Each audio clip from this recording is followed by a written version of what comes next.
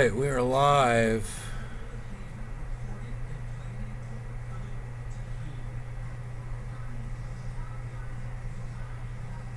How is it going, guys?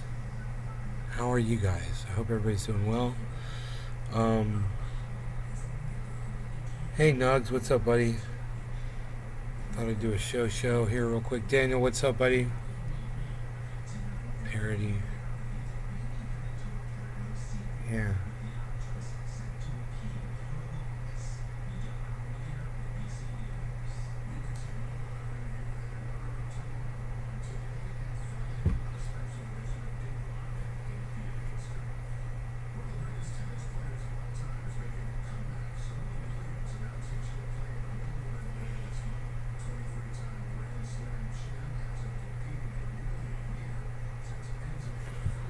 Yo, Steve-O, C-Grip, what's up? Yo, freaking Oracle, what's up, buddy? How's it going, guys? So, do you know back in 1985, Carl Sagan talked to Congress about what he felt would bring on the end of the world, I guess?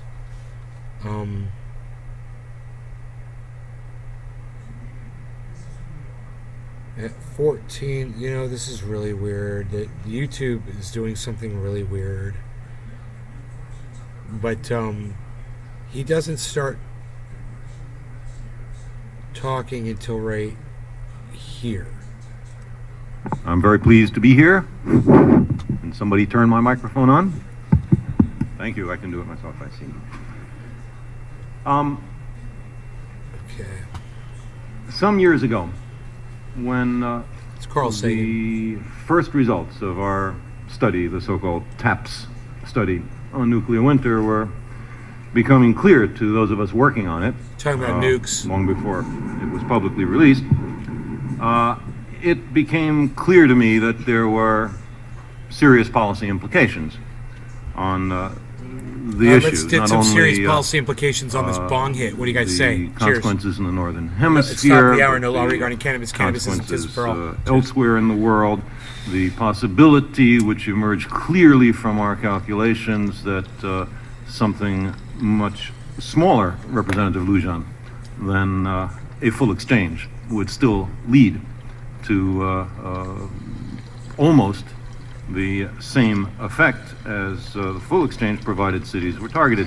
In fact, on that, one of our cases was a case where less than 1% of the world's strategic arsenals were employed, but artificially constrained to be targeted on cities only.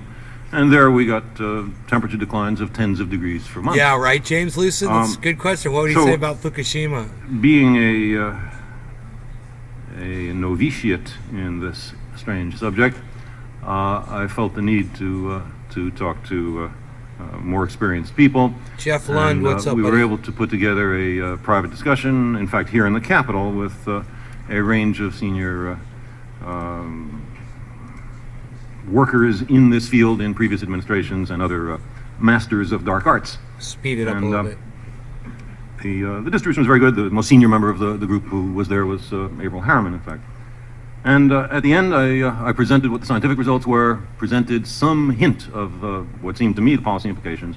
And one response by a senior practitioner was the following. He said, look, if you think that the mere prospect of the end of the world is enough to change thinking in Washington and Moscow, you clearly have not spent much time in those places. That's funny.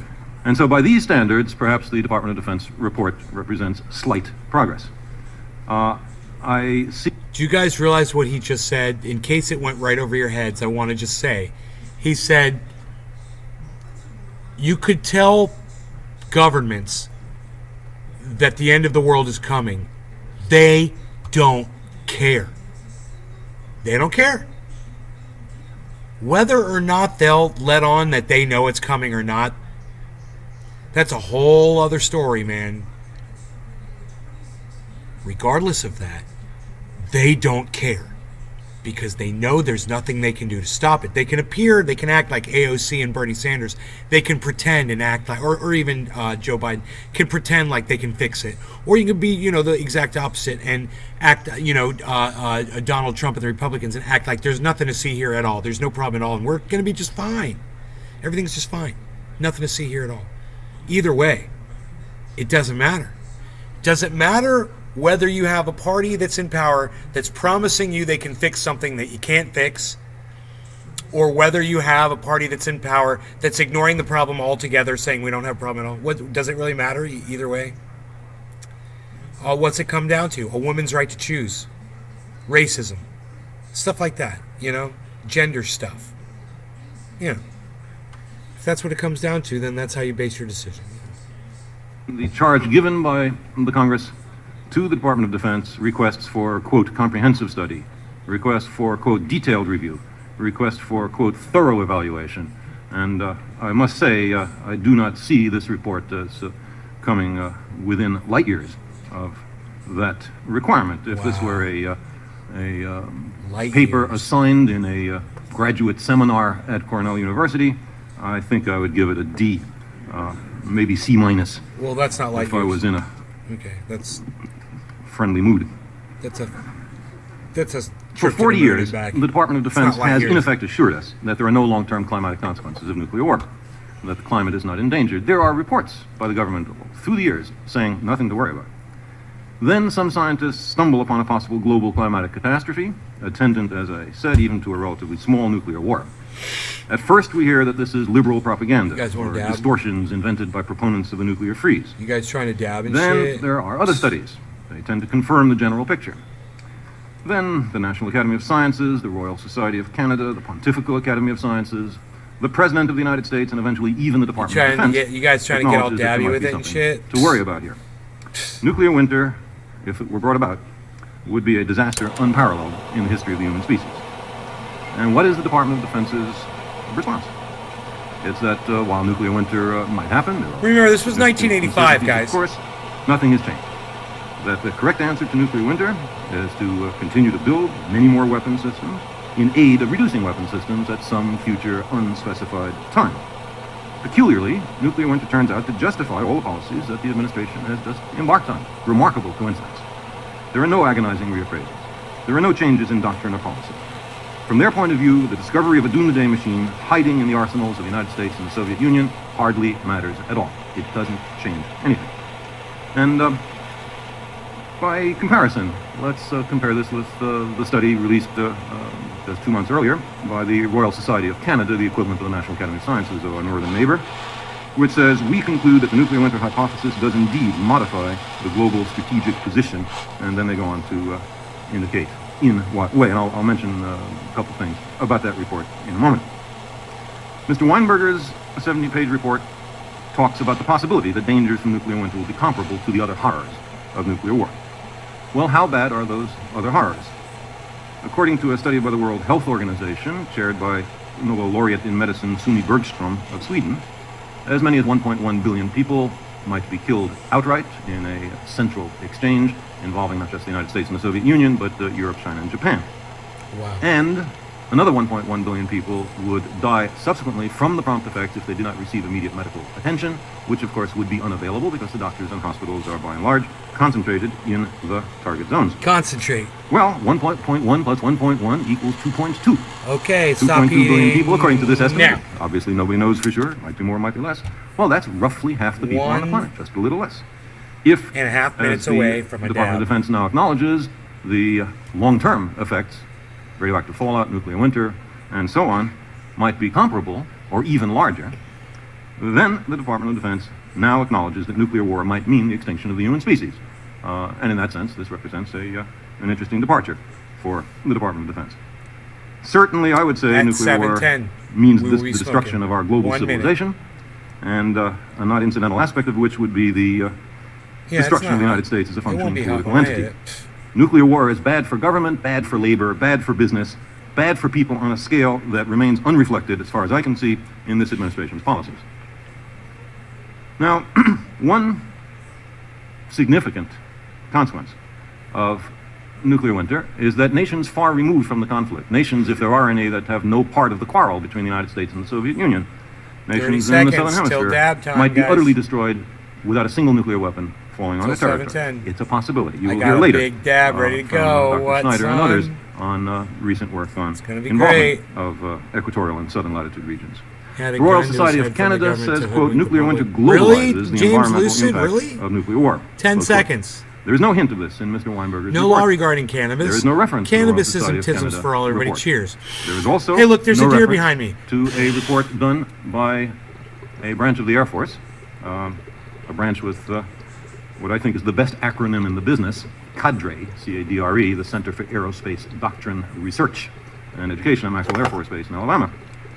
This report was prudently commissioned by the Office of the Department of Defense something like a year ago. Mr. Wagner will doubtless be able to tell us more details about that. I visited with them in the early days of their work. This is a bunch of majors and lieutenant colonels and some faculty members from University of Alabama, Georgia Tech. Seemed to me very good, very broad, very conservative. Well, they've produced a report. Nobody seems to know where it is. It's a little baby. Or what's in it. I understand it was published in January. What is in it? It'd be most interesting to know what this branch of the Air Force designated to study the policy implications of nuclear winter has to say about it. Also be interesting to know why is it that that report has not been released. The military implications of nuclear winter seem to me to be very broad. For example, consider the question of battle management and damage assessment. There is a nuclear war. You have launched some warheads. You wish to see whether they have done what they're supposed to do. How do you find that out if the target zone is socked in with smoke and dust and fine debris? That is a narrow military consequence of nuclear winter. There's no hint in the Department of Defense's report that anything like that might be of interest to them, although doubtless it is. And then there are additional ranges of questions from how well do tanks function at minus 10 or minus 20 degrees centigrade? How well do air-breathing engines do in soot? All the way to major strategic questions. For example, the credibility of the policy of extended deterrence against a Soviet conventional attack in Europe in the face of nuclear winter. Put baldly, would the United States risk nuclear winter at home in order to defend West Germany? They're so That seems to me an issue worth thinking about. Are there implications for protracted wars? Do we have to envision submarines that sit in the abyssal depths for 6 or 9 months until the soot from the first minor exchange, if we could imagine nuclear war so limited, settles out so that we can then have the second round? It seems to me that even from the narrowest of perspectives of the Department of Defense, this report is inadequate. The report does worry about what is generally called an asymmetry of perception. What if the United States is worried about nuclear winter and the Soviet Union is not worried about nuclear winter? Might there then be some strategic advantage that redounds to the Soviet Union because they are, in this hypothesis, too foolish to see what the consequences of nuclear war are? Should we also be too foolish to see what the consequences of nuclear war are? It's a very curious question, and it has lots of good answers. For example, a major high-level joint study between the United States and the Soviet Union of the policy implications of nuclear winter. If the administration is worried about what the Soviets know and believe, there are means to find out. There are means to enlighten the Soviet Union on this issue if there are some deficiencies. This is content. Carl Sagan getting high, listening to Carl Sagan talking about the end of the world, watching live deer. Is there a difference in the consequences of the United States and the Soviet Union if there were a global or even northern mid-latitude nuclear winter? This is content. Let me read 3 sentences from the Royal Society of Canada's report. The Soviet Union's sensitivity to small climatic fluctuations is well known. Since 1972-73, they have endured repeated drought-induced or frost-triggered crop losses on a staggering scale, mostly in the new lands opened up in the last 2 decades. The nuclear winter hypothesis predicts much larger stresses for the interior of Eurasia. A nation hard-pressed to cope effectively with current natural climatic variability will face a vastly greater threat. There is no hint of asymmetry of vulnerability in the Department of Defense report. There is nothing on implications for agriculture at all. Nothing on biological implications, except that they probably would be bad. Nothing on the functioning of society after a nuclear war as a consequence of nuclear winter. Let me again just pull out the Royal Society of Canada's report. Royal Society of Canada is a very small organization, very limited resources compared to those of the Department of Defense. Here, for example, Mr. Chairman, is a graph of how the area of Canada capable of growing mature wheat declines as there are temperature declines. So with a 1 degree decline, it's all down there. With a 2 degree decline, there's hardly any place left in Canada where wheat can still grow. Be very interesting to see this graph extended into the United States. What temperature declines are necessary to wipe out agriculture in the American Midwest? This is surely within the ability of the Department of Defense to do. No hint of any such study is shown here, and incidentally in the greatly attenuated national plan for studying nuclear winter, there is no money at all allocated for biological, agricultural, social, or other implications. It's all, and strategic implications. Everything is in the physics. Now,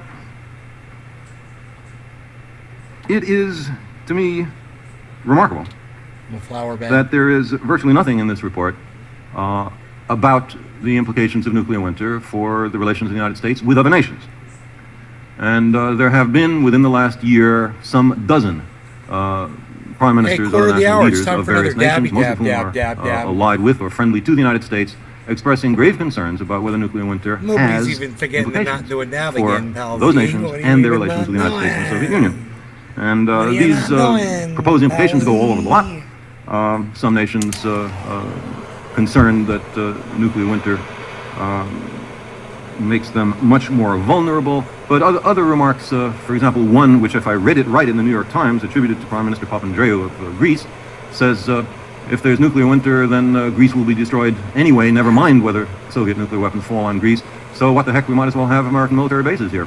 At least that's what it seemed to me the New York Times was saying. I may have misread it. You hear that, An 1985? unexpected consequence. They're talking about goading on Now, Russia back then. on the question of funding Nice. for further research, I've indicated, first of all, the grave bring some American bases omissions here to Greece. in the plan that was encouraged Great by idea. the President's science advisor, George Keyworth, and as far as I can tell, Mr. Keyworth did a very good job in recognizing the Set seriousness up of the American problem. bases all around the Originally, this was world. supposed to be $50 million over 5 years. It now has been reduced to something like half of that. And there's an interesting question about how much of that is really new money and how much of that is simply relabeling money that has been already programmed to study areas of this sort. Also, an important part of the administration's James. funding plan is how little money is given Does to that the stuff National ever Science make you Foundation, sick? which is, as far as I can tell, the sole source of support for university scientists, independent scientists, scientists not already working for the Department of Defense or the Department of Energy to study this.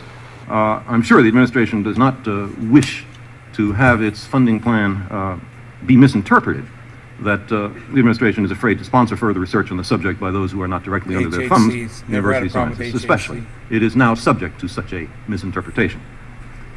For 40 years, this administration, most of the principals in it, have been implacable foes of arms control. Now, we are told, and this seems to be one of the principal conclusions of the Department of Defense's report, they say, in effect, give us $1 trillion more or less for Star Wars, and another $1 trillion more or less for new offensive weapon systems, and trust us, we are dedicated to arms control.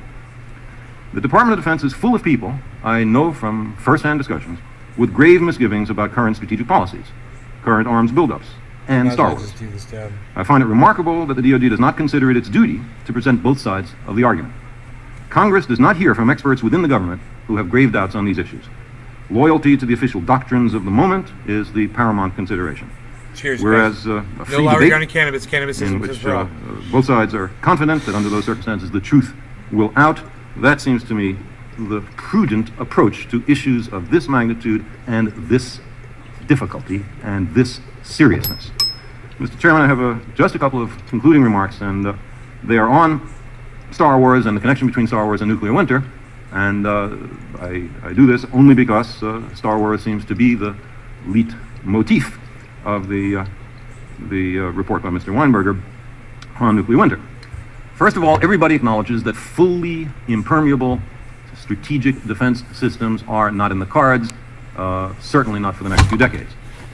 I point out that a system which is between 90% and 99% impermeable, far in excess of what most even sympathetic critics believe can be done, that such a system would permit enough Soviet warheads through an essential exchange to destroy the United States. So even after $1 trillion, there is a very serious question of whether the United States could survive a nuclear war. I also point out that if it is true that the destruction of 100 cities, something like that, is enough to trigger nuclear winter, even a full-up Star Wars system might not be able to stop it. And if there were an exchange and the Soviets did not have their own strategic defense system, then American attacks on the Soviet Union alone would be sufficient to trigger nuclear winter, at least possibly. Second point is that one of the major Soviet responses, they've already publicly announced that they would be driven in this direction if the United States appeared ready to go ahead with a serious strategic defense initiative, is for the Soviets to build more offensive nuclear weapon systems, to saturate, to overwhelm the defense system. But that is the worst possible case for nuclear winter. What nuclear winter says is that there are too many nuclear warheads in the world, and for the response to nuclear winter to be a sequence of events which leads to the Soviets to greatly increase their arsenals seems to me profoundly foolish. Star Wars is a kind of Maginot Line in the sky, and it has all of the deficiencies of the standard Maginot Line, except that it's vastly more expensive, and Fisherman, what's up? It can lead to much graver consequences, even than the Maginot Line mentality did. Now, the actual situation to bear in mind in a full exchange some decades from now with a Star Wars system is to imagine something like 10,000 nuclear warheads in the air from the United States towards the Soviet Union in near space, surrounded by a cloud of something like 1 million decoys and penetration aids.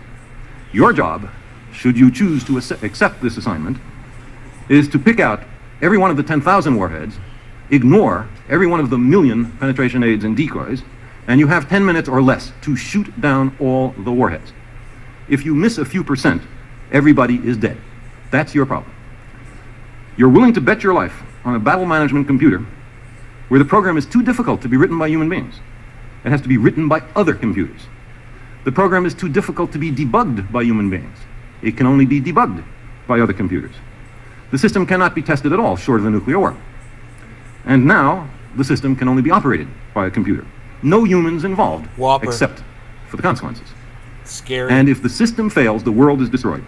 Now, I submit to you that you have to be really Looney Tunes to bet the human race on this one.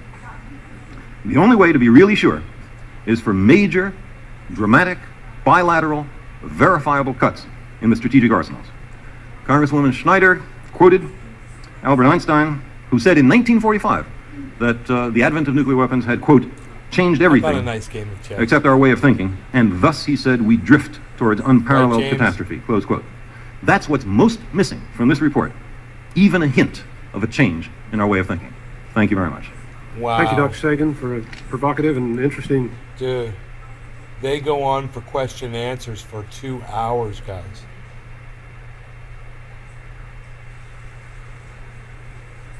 Then they move on to somebody else.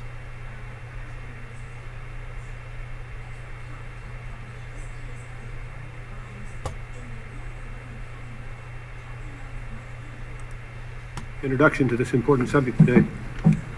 We apparently have good attendance from both subcommittees. I suppose we ought to operate under the 5-minute rule in fairness to everyone. Yes, indeed. All right. I'll defer to my colleagues and begin with the co-chair of these hearings, the gentleman from New York, Mr. Schroyer, recognized for 5 minutes. Thank you, Mr. Chairman. Dr. Sagan, you've given us a great deal to chew over. And the question is, where do we intervene? Where do we crank in this new factor of nuclear winter into existing arms control strategy of all kinds? You're familiar with this video, Lucy? The Defense Department does have some ameliorating limits on nuclear hits, for example. They have, under the COP, the Single Integrated Operational Plan, they do have restraint, a criteria known as restraints on collateral damage. And that means that they will normally use the smallest weapon to take out whatever the target is. They won't engage in overkill on any one target.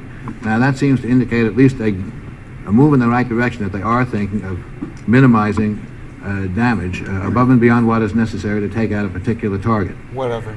Not Can you conceive of another criteria that would involve perhaps an urban fire critical mass, which is what produces nuclear winter, that would take into account number of weapons, kilotonnage of weapons, number of cities hit, the spread, the distance between cities, prevailing winds, temperature, time of year, and so forth, that would give the Defense Department some kind of maximum number of nuclear weapons, total kilotonnage, distribution, and so forth, that would provide a further limiting criteria, as they've already established one, but this would be a further limiting criteria addressed to the concept of nuclear winter and addressed to the concept of Yeah, we want to find out exactly how many nukes it's going to take to destroy it all, so we can have just one less, so we can still survive after nuclear war. That's what this guy's saying. It's like we should just regulate ourselves to so we don't trigger nuclear winter, but we should have enough nukes up until triggering nuclear winter. This guy is freaking psychotic. These guys, to them, war is fucking crack cocaine, bro. It's like crack. They're just smoking the fucking... whatever the threshold is, assuming there is a threshold, They're and that we don't crack just move whores. gradually by incremental steps into a darker and darker and darker period. Can you think of some way that under this overall master plan that they call CEOP, such a factor could be introduced? Well, first of all, the United States is not the only power that can trigger nuclear winter. So even if we were 100% convinced that the latest PSYOP makes every effort under firm controls not to Ice, what's up, target buddy? populated areas, not to do all the things that would maximize nuclear winter, Anderson, there is the question of the Free strategies One. of the Soviet Union, Britain, Iceman, France, and how China, are you, bro? all of whom, as far as we can tell, What's going on? might have arsenals large enough to trigger nuclear winter, and the other, the last three mentioned, because of the nature of their arsenals, are primarily I targeted just smoked on one of your cities, dabs, bro. entirely Soviet Now I'm cities. smoking one of these other ones. So from that's Spencer. the first concern that I would raise about this issue. Any solution to this problem that involves targeting raises questions of verification. How will the Soviets be able to believe us that we don't target Soviet cities? How will we be able to believe the Soviets that they don't target? Go to the main channel, Greeny Houdini. Go to the one with 25,000 subscribers on it on YouTube. That's the one you should always go to when I'm live. American cities? Will we have American military officers looking into the innards of the guidance system program of Soviet missiles? Will we allow You got Soviet done officers eating? to do the same Yeah, for me American too. missiles? It seems had, extremely unlikely. And therefore, bland assurances on the nature of the PSYOP or the Brisket RISOP, sandwich the Soviet equivalent, with French simply don't fries carry much from, weight, it seems to me. On the question of whether Bubbaloo's. U.S. PSYOP does or does not maximize nuclear winter, there are a diversity of points of view. For example, Admiral Noel Geiler, the What's up, former Karen? deputy director of the Joint Strategic Target Planning Staff, the guys who do the targeting, said in testimony before the Joint Economic Committee, can't remember, some months ago, that the co-location of strategic targets and cities, and strategic targets and forests was so great that even an exchange which was designed only to hit strategic Josh, you had targets would smoked burn cities. brisket. And along those lines, the report by Mr. Weinberger that we were talking about It's like on garlic toast. It has was a very so curious fucking good phrase. with coleslaw. It says, our strategy consciously does not target population. Now, maybe consciously means intentionally, or maybe consciously is intended to be counterpoised to unconsciously. It's very hard to understand how you could imagine a central exchange in which submarine ports are not targeted, they're in cities, in which secondary airfields distributed over country are not targeted, they tend to be in cities, in which hear what he's command and saying? control facilities are not targeted, they tend to be in cities. Did you hear what he's saying? Any thought of It'd be hard to imagine in a nuclear war that they're just going to go after nuclear installations. He's like, they're going to go after everything. He's like, he makes a really good point right there. decapitation involves targeting cities, and it would be very interesting to hear a presentation on precisely how it is imagined that there would be a nuclear war at various levels in which cities are not targeted. Maybe there is such an explanation. Well, isn't that a sort of a semantical problem? It seems to me a little disingenuous for either our country or the Russians to say they don't target cities. I agree What with they you do entirely. is target strategic targets, That's right. industrial targets, government targets and so forth, and they are generally located in cities. By accident. By accident. Everybody's highly moral. Nobody intends to kill people. It just turns out that strategic targets kill people. That attacks on strategic targets kill people. One final thing on that, Congressman Shore. I'm not sure to what extent Congress has oversight on PSYOP. But it seems to me it's clearly and properly a highly classified area. But it seems to me that because the details of the targeting are now of general concern, that it would be useful for some selected members of Congress under some properly secure circumstances to look into PSYOP and see if what is alleged is in fact YouTube true. famous. I couldn't agree with you more on that. There seems to be an I urgent used to need be. for Not congressional anymore. oversight. We all have a top security clearance, but it seems to me that at a minimum, the members of the Armed Services Committee, the Foreign Relations Committee, and the Intelligence Committee should be briefed and should be involved, not only in gonna get some briefings, but coffee, in guys. input on just the kind of value judgments that we have been talking about. How do we factor in the concept of nuclear winter in our CEOP plan? Thank you, Mr. Chairman. Gentlewoman from Rhode Island. Thank you, Mr. Chairman. Dr. Sagan, I'm curious about which of the many uncertainties we ought to attack first. The Department of Defense recognizes the importance of improving our understanding of some of the technical underpinnings of the convincing hypothesis of a nuclear winter. And I'm just wondering, to what degree is there some variation on the actual quantitative impact of a nuclear winter? The Lawrence Livermore National Laboratory has suggested that this concept may include, the whole concept of a nuclear winter could include a whole range of possibilities and not just an extended period of sub-freezing weather. The fact that there would be firestorms and the heat would rise, thereby minimizing the freezing temperatures. How quantitative can we get in the predicting of this information, and should we seek further research into this area on the part of the Department of Defense or other federal agencies? Nuclear winter is not a problem amenable to experimental verification, at least not more than once, and few of us wish to perform the experiment. It is therefore restricted necessarily to the best theoretical physics, the best computing programs, and the best small simulations that can be managed. Every one of those, of course, should be vigorously pursued, and I'm concerned that the level of funding that the administration, under restricted budgetary circumstances to be sure, has proposed is inadequate. But at the same time, and by the way, other witnesses will provide their opinion on the degrees of uncertainty, Dr. Carrier, for example, who chaired the National Academy study. But at the same time, it seems to me it would be a grave error to say that we should not look into the biological, the societal, the strategic implications of nuclear winter until all the facts are in, because all the facts may never be in. Here is a sentence from the Royal Society of Canada report on this very question. At some point, the strategists have to accept the probability of the predicted consequences and incorporate that judgment into their thinking.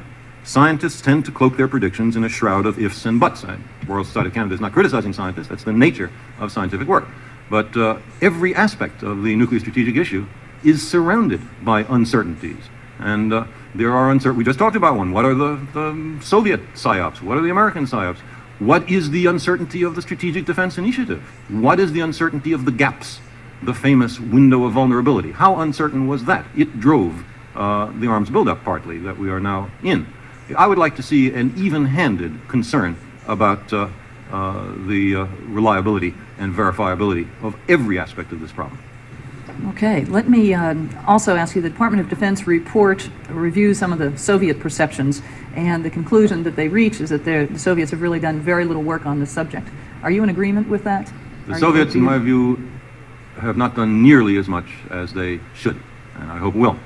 It is, however, fair to say that the first three-dimensional general circulation model applied to this problem that gave results, or at least one of the first two, was a Soviet program, admittedly run on a computer with roughly the capability of an IBM PC, and with a program that ultimately comes from Oregon State University. But they at least did the study. The vice president of the Soviet Academy of Sciences, Yevgeny Velikhov, told me that he has a budget of 2 million rubles for the next few years to work on this problem. It'll be very interesting to see what the money is used for, if it is.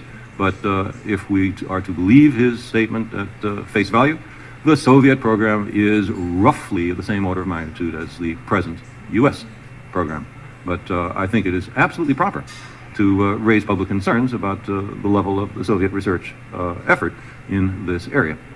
Have you been involved or had the opportunity to review some of the data that's being put together by other federal agencies, such as, for example, NOAA, who is reviewing the climactic alterations and, to some degree, the biological impacts of a nuclear winter? I was a consultant to the National Climate Office at NOAA that put together a plan to study nuclear winter. I was one of the reviewers of it. I thought it was, by and large, a very good plan. And I testified, I believe, before Mr. Shorey's committee to that effect. But it is greatly compromised by being restricted only to the physical effects. Nothing about biology, nothing about society, nothing about policy. Yeah, because I got it sped up. I know what you mean. I think in the federal government could He's best talking supply us fast, with the societal but it's analysis of sped the up. impact of the nuclear winter. Good question. Does sound like and 60s. I had correspondence with Mr. Keyworth on just this issue. I believe that this, as many other aspects of the nuclear winter My streams implications make you question, feel like you're ought in to be a- farmed out to in a universities, casino. research institutes, and so on, and not restricted Ding, to the ding, federal ding, government. ding. Thank Let you me very pull much. up crypto prices. Thank you very much, Mr. Chairman. Dr. Sagan, again, thank you for your help. When Congressman Leach and I initially proposed this amendment and it was passed by the Congress, it was our belief that this was an enormously important discovery, nuclear winter, and that the Pentagon should do two things. First, the Pentagon should come back to us and tell us if they believed that the concept of nuclear winter was valid. And second, if it was valid, what then were the implications? On the first, they have come back to us and said, yes, it is valid. On the second, from your testimony, and I would suggest from my own reading, they have not come back to us and really told us what the implications of this might be. Now, you said that if this were a graduate paper at Cornell, you might generously give it a D.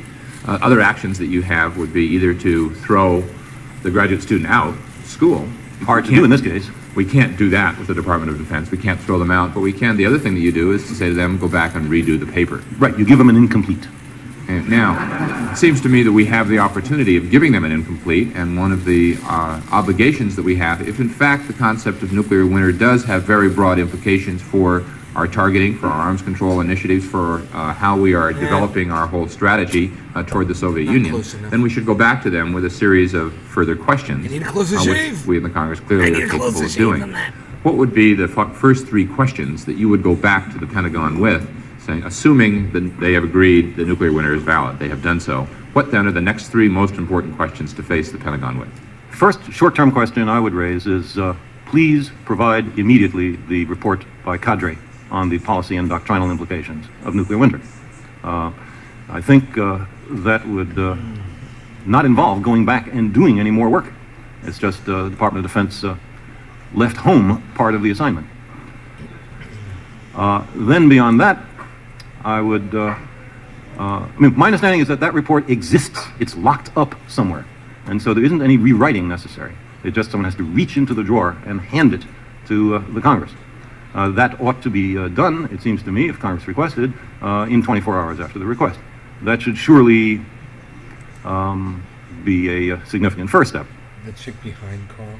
Secretary Pearl, there are two studies that apparently are significant and important. The Cadre study that's been referred to and the Palomar study that hasn't been referred to. At best, we would hope they could be released to the public. At the very minimum, we would hope they could be made available to members of Congress who have a top secret rating. Can you give us some assurance that these will be made available at least to the Congress and hopefully made public? I'm not familiar. I have not read either study. Frankly, I'd like to read them first. We do have some limited pride of authorship, even though we're a bureaucracy, and if the Cadre study is as superficial and inadequate as I am informed it is, I think we'd be embarrassed to release it. The Palomar study, too. The Palomar study I'm not familiar with at all, but let me say, we are not going to suppress the view of some officer who may have written some opinion that differs from the opinion of the administration. There are plenty of other people who can give expression to all of those views, and we enjoy the debate. And the suggestion that we are somehow suppressing dissident ideas about the implications of nuclear winter is just fundamentally wrong and unfair. Well, judging from your performance this morning, you're well equipped and well qualified to cope with any debate that's likely to come in the future. Thank you, Mr. Chairman. Thank you, sir. Secretary Pearl, are you of the opinion that the information that has been included in the DoD report ought to be expanded to incorporate some biological, agricultural, and GB. societal impact studies? Well, let me say, I'm not sure.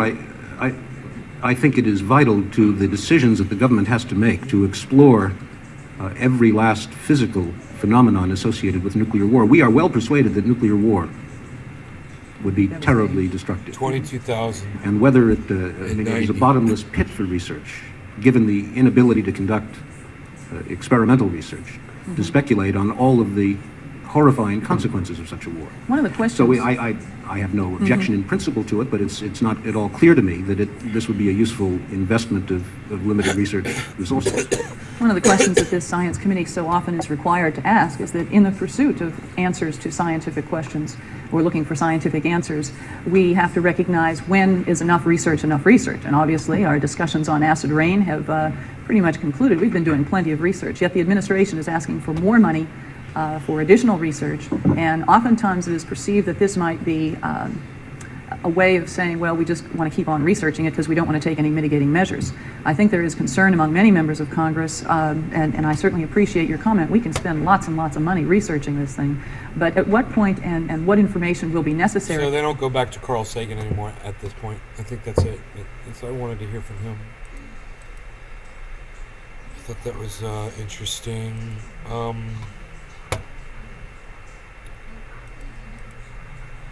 There we go. Hope you guys like that. YouTube looks really weird for some reason. I don't know why. But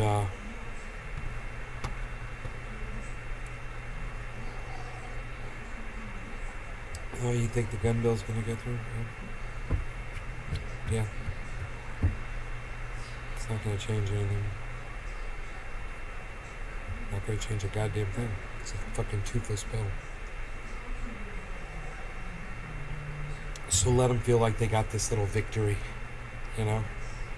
So they can get some votes, because that's all it is. Everybody knows this bill's not gonna do anything.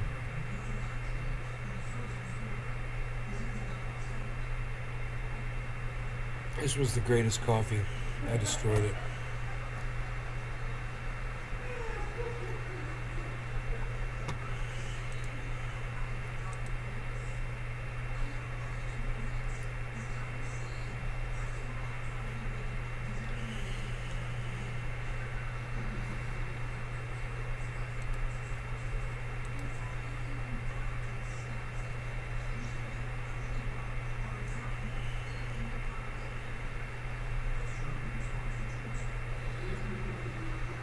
Yeah, Rogers, Mr. Rogers.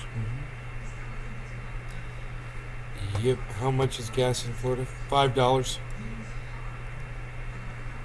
give or take.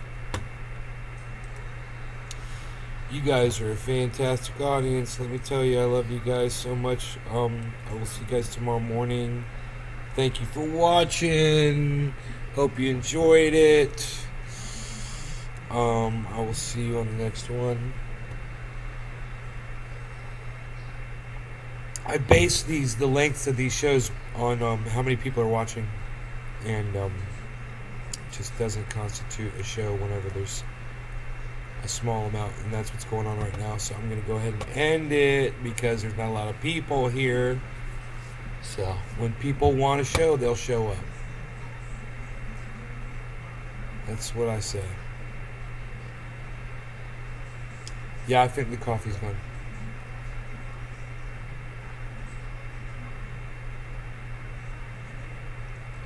No more coffee. Love you guys. Bye.